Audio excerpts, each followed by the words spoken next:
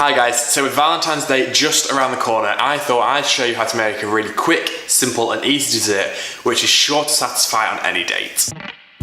So we're going to begin by making the sponge part of this dessert. So I've got my eggs and my sugar into my mixing bowl and I'm going to beat those using a whisk for about 5 or 10 minutes. Now you can use a hand mixer if you want, or a stand mixer, it's up to you. You're not going to want to do this with a hand whisk though because it's going to take you far too long. We want to beat them until they've sort of quadrupled in volume and they'll go really pale and fluffy. And if you can draw a figure of 8 with the whisk, they're done. We're going to take a sieve over the top and we're going to sieve in our flour. And if you want all the details of the ingredients and quantities, they will be in the description box below. Then you want to really gently fold that flour through.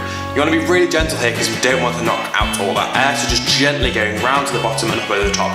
You do, however, want to make sure that you get rid of any pockets of flour because you don't want those in your finished cake. Once it's all mixed through, we're going to tip that into our cake tin, and I'm using a 9x9 inch cake tin. Then it's going to bake at 180 degrees for about 10 minutes. So to make the mousse, I've got my chopped strawberries and my sugar into my saucepan, and I'm just going to heat those on a medium heat for about 10 minutes until they sort of soften and bubble, and then I'm going to use a potato masher to mash them up. Then we're going to pass this through a sieve to get rid of any lumps or any seeds. And we should be left with a really smooth strawberry puree. To that we're going to tip in our marshmallows. Now this seems strange, but stick with me, it's going to work.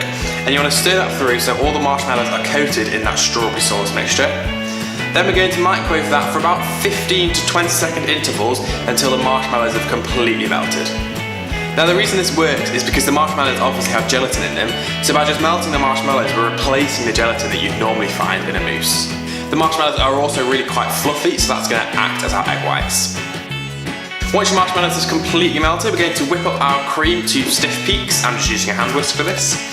And then once that is completely whipped up and your marshmallow mixture is completely cold, absolutely no heat left in it, we're going to add the marshmallow mixture into the cream and you're just going to fold that through. Again, being really careful not to knock out the air because you want to keep the air in the cream.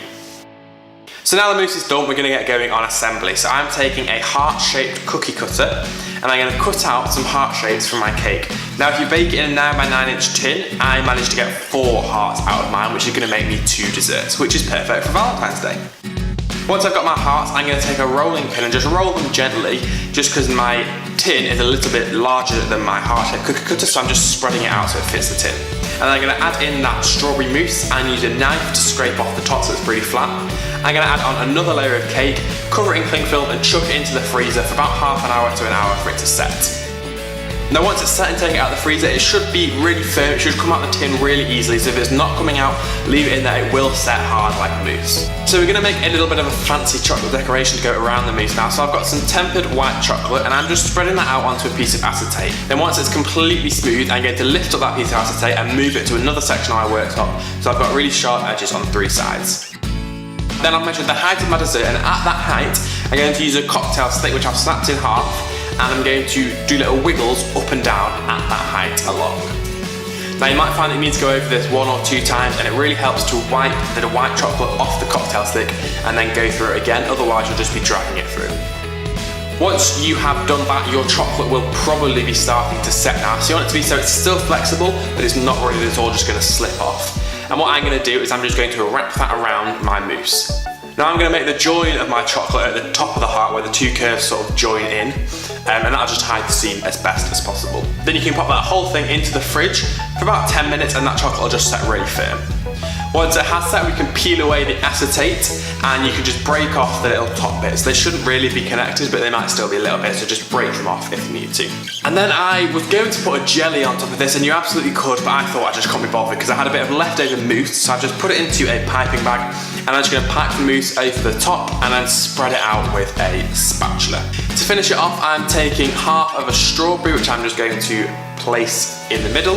I'm going to add on some chocolate curls, and finally, as a finishing touch, I'm going to take a little bit of pink edible lustre dust and I'm just going to dust it all around that white chocolate. And that's pretty much it. Thank you guys so much for watching. If you have loved this video, please give it a go at home and tag me on my social medias. They are all on the screen now. You can give this video a big thumbs up if you've enjoyed, and you can subscribe to this channel if you're not already. Otherwise, you can click here to see my last video and here to see a video randomly selected by YouTube for you.